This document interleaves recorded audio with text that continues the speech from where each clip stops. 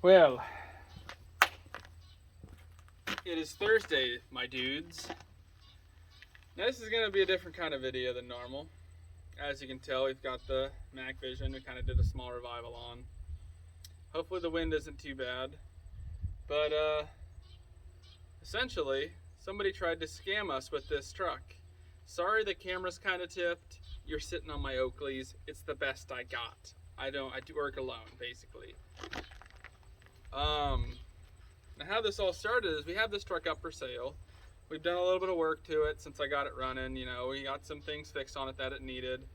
Odds and ends here and there. I work on a lot of things kind of off camera that are just little things that don't amount to a damn thing, even though sometimes I put up things that also don't amount to a damn thing. This one I put up differently. Just didn't. Not my machine. Wasn't that worried about it. Wasn't anything I don't think anybody's ever seen before. But I digress.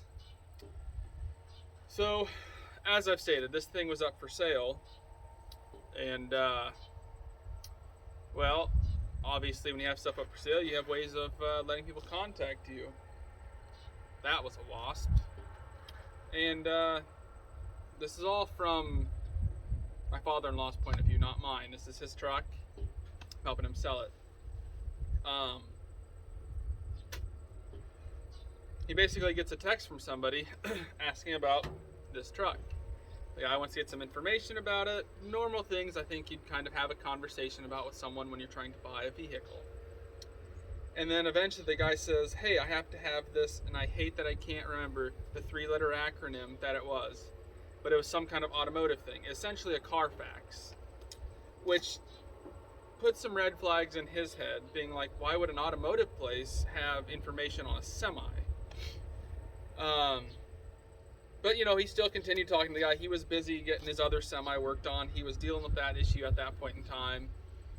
And it wasn't necessarily a huge deal in his eyes. But then the guy started going on like, hey, I'm gonna come look tomorrow. I gotta get a ride. Now the next day was Sunday as well. And the guy's like, I gotta get a day off work. You know, I gotta get someone to bring me, yada, yada, yada. Essentially being pushy, you know, saying, we need to get this automotive report right now. Now, what the automotive report essentially was, it cost like $30, something like that, and the guy said, I'll pay you back tomorrow when I come look at the truck, yada, yada, yada. Well, the guy was being pushy, essentially hoping that it would make him hurry up, put his credit card information in, spend the $30 or whatever it is, and then it's a scam website essentially, and the guy would then have his credit card information, never talk to him again. Now the reason why I'm kind of making this video is just kind of making awareness to people about this, because I know there's Carfax and one or two others I think people use, and I had never heard of this scam before. Honestly, it's kind of genius, but it's also kind of why I want to bring this up, because as I stated, I'm assuming unless you're someone who's heavily involved in the car industry, this is something that I believe most people are probably completely unaware of. And that's kind of why I bring it to light, because had my father-in-law not wised up to this and actually Googled the website and some backgrounds on it, he would have definitely been scammed. They probably would have had his credit card number and been off to the races, because essentially what it says when you Google this website is that they're very, very pushy.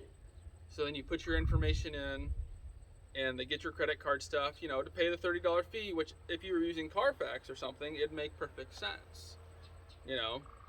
And thankfully he decided to wise up and Google this website.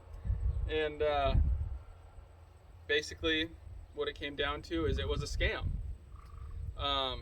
There was probably going to be a $30 fee, and then whatever else the guy could get in a short amount of time through a credit card. And from there, who knows where the guy would have went with it.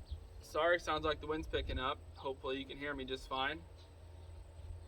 And that would have really screwed his day over, or his entire thing over, because he runs his own business and everything, so that credit card's kind of important.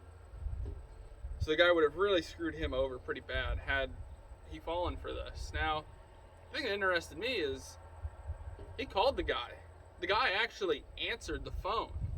Now, he automatically said that the guy sounded like let's say someone who did not grow up in America by the way he was speaking, or English was potentially not this man's first language. We could say that. And once he kind of said to the guy, "Hey, this is a scam," guy hung up right away, blocked his number, never heard from him again. So all I'm saying is that if you're someone who's out there, dealing in the car industry, you're just getting into it, something such as that, this is something definitely look out for, because I've sold multiple vehicles, tractors, all kinds of junk that I've had, and I've never heard of anyone talk about this scam. And I don't know if it's a new thing. Like I said, there's probably people in the car industry who've been through this more than one time, and they know all about it. They know don't do this, only use Carfax or whatever is the site that they use. So one of those things that, it's an interesting little story, and I probably drug it out way further than it was and made it less interesting than it is, but that's fine. As long as someone can take something from this and learn with it, that's all I'm worried about.